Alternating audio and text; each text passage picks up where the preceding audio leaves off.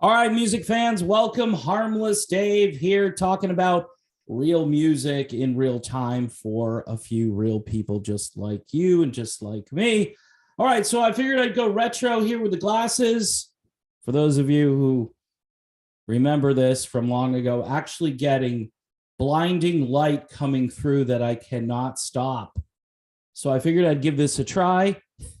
For all of my detractors from the past, all they used to say to me was, "Can you take those glasses off, dude? What's up with the glasses? Why are you wearing the?" So eventually, I switched over to the reading glasses because they're way more functional. This may not go well. I want to talk about this guy who is in the band Stryper. You may know him. His name is Michael Sweet. Michael Sweet, I have a lot of mixed feelings about him, but he's being relentlessly attacked this week because he is pro-life.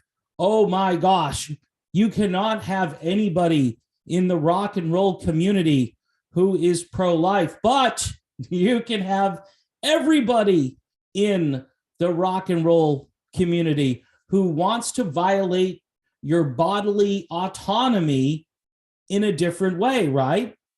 See, here's the weird thing. So you have a right to bodily autonomy when it comes to abortion. That is where it's okay. And this is why when someone says, "My body, my choice," that used to be a big slogan, right? Well, here it is again. Now, the reason this is in the news is because the Supreme Court is hearing a case which may give states the rights to do what states are supposed to have the right to do: make their own laws, make their own decisions. But you see, the folks in the rock and roll community, they don't really care about this. What they care about is just making sure that their agenda goes forward and that they all walk in perfect lockstep with the prevailing narrative out there, which is Christians are evil people because they would want more people to live. And this goes, by the way, for the other thing as well, where, if you do the thing, you take the thing, things might not go well for you, right? Nobody, of course, is reporting on that, but it is a story. There's a couple of websites that I can point you to if you'd like to find out more about that. But when it comes to this issue, they all line up and they say, abortion rights. And I'm like, okay, here's how I look at this, right? It's your life, okay? And, right now it's predominantly legal. I don't like it. In fact, I think it's an abomination. And I don't really see a huge difference between that and murder. Now, there are situations and circumstances where this might be permissible, but, if you're a Christian, Christians tend to be for life, natural birth to natural death. From the moment of conception. Not really that complicated, just like male and female, not that complicated, but here we are, right? Here we are. So this guy, Michael Sweet, he kind of irritates me a little bit because he puts out this album a couple of years ago, and it really got under my skin that he called the album GD Evil, right? And he's trying to be edgy with his band Stryper. And here's the deal about Stryper. Are they good? Yeah, they're good. Are they, breaking all kinds of new ground? Not necessarily. I don't think they've ever been on Christian radio. They were on a few metal stations, maybe back in the 1980s. And for kids who are looking for an alternative to, say, like, I don't know, Iron Maiden or Yngwie Malmsteen, there was Stryper in their golden black attack spandex. Okay. And that's as a Christian, yes, let's wear the spandex. Okay. So again, there are a lot of things here that were gimmicky But I believe this guy has, I think, been pretty faithful to his faith and to his family. So it's kind of hard to knock him as a person. I'm just saying that Stryper isn't my favorite band, but I do respect what they do. I would put like Third Day or Casting Crowns or even Petra, if you really want to go classic Christian, Petra, and then all that Jesus movement stuff from the 1970s, if you want to go back in time and really dig through the archives and hear some organic Christian music. That's really, for me, probably the best time for Christian music. I know people would cite sort of the golden age of Christian radio, which started probably around the year 2000 and continued to maybe about 2010. Now we're in an age where Christian music has mostly fallen prey to this horrible technology, which is infiltrating the music, watering down the message, obfuscating the message at times. I don't even know half the time if they're singing about themselves or if they're singing about God. But it is kind of interesting, getting back to the main premise here, that everybody in the rock community wants to violate your bodily autonomy in one way or another. Either they want you to do something to yourself, right? Or they want you to do something to someone else who's located in the same area that you're located in, if you're a woman, right? They seem to really like that stuff. And when the people say it's my body, my choice, they're kind of only half telling the truth. They're saying my body, and they say, well, I have jurisdiction over my body to do what I want to do with my body. Well, here comes something, it's pointed at me. Hey, it doesn't count. It doesn't count. That's different. How is that different?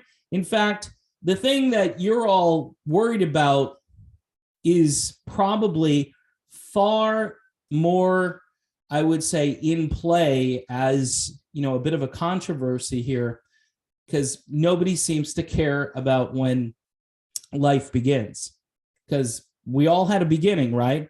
And most of us, except for maybe some of these guys who are affiliated with Klaus Schwab, are going to have some kind of an ending, right? And even those guys, they may beat it for a while. They may figure out a way to postpone it. But let's be honest, eventually we're all going to have to meet our maker. And what's really weird is that when you take religion out of everything, which they're trying to do, there really is zero to look forward to, right?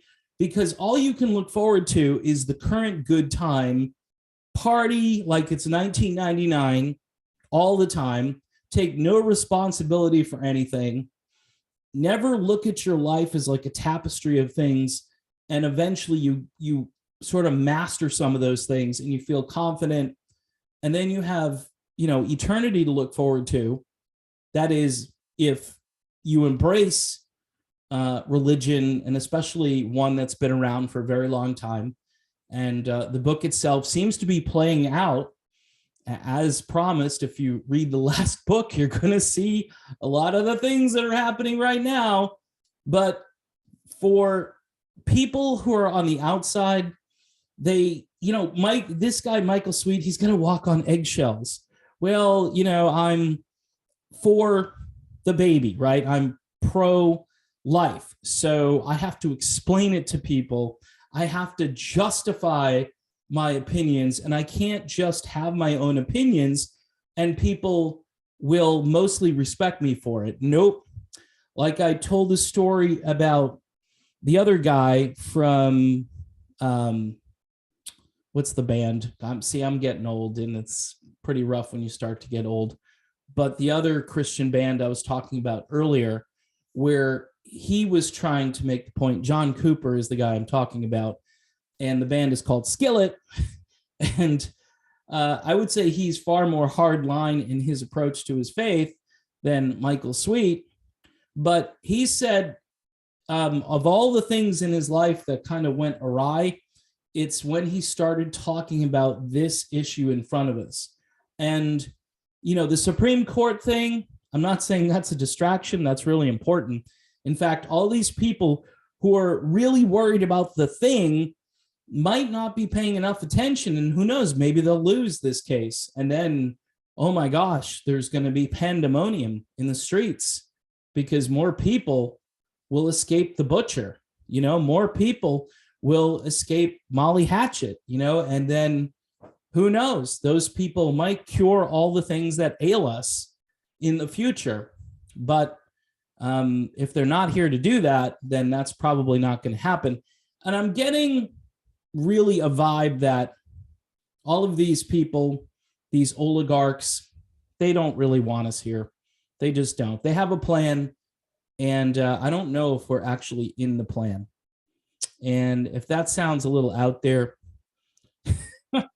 everything sounds a little out there right now.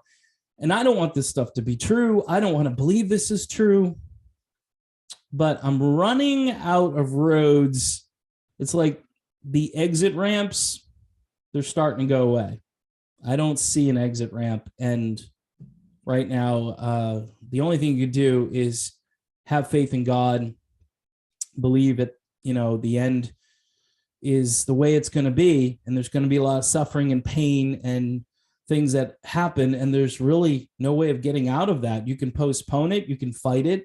And I think you're supposed to postpone it and fight it for as long as you can. But at the end of the day, it's like you're dealing with pure evil. You're dealing with very evil people who look at one thing one way and they look at another thing another way.